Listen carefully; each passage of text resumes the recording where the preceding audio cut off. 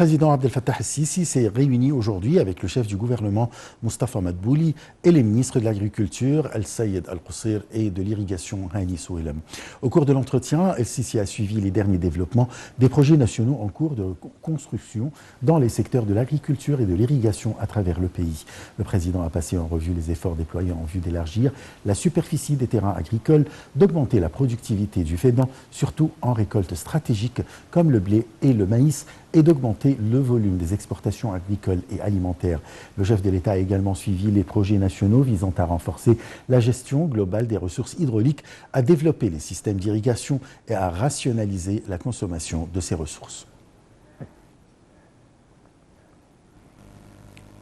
Le secrétariat central de la jeunesse du parti Mustaqbal Watan, ou l'avenir d'une patrie, a tenu un meeting électoral en signe de soutien au candidat Abdel Fattah el-Sisi.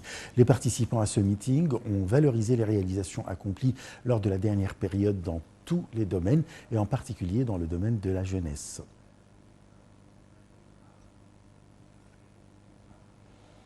La ministre d'État chargée de l'immigration et des affaires des expatriés, Souha El-Gendi, a tenu une réunion élargie avec les membres de la communauté égyptienne à Jeddah, en Arabie Saoudite, en présence du consul général, l'ambassadeur Ahmed Abdelmegid.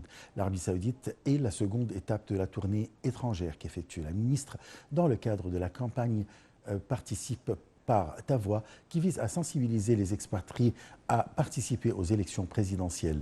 El-Gendi a déclaré que le monde faisait face à une multitude de défis, guerres, conflits et catastrophes naturelles, ce qui a provoqué de graves crises économiques.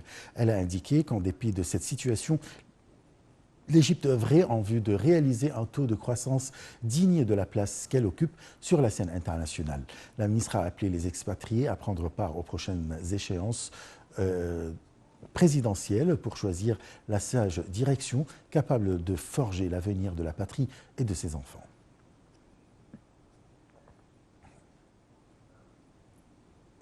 Le candidat aux élections présidentielles Farid Zahran et l'équipe de sa campagne électorale ont visité lundi le siège de Dar al-Ifta, l'instance chargée de la publication des avis religieux, où ils ont été reçus par le mufti d'Égypte, Shawqi Allem.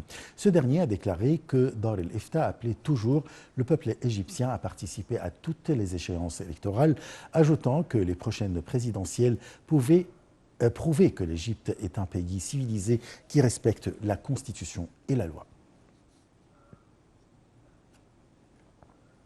La campagne du candidat à la présidentielle Hazem Omar a tenu une réunion avec les membres du secrétariat central des paysans dépendant du parti d'El-Shab Al-Goumhouri au siège du secrétariat central au Nouveau-Caire.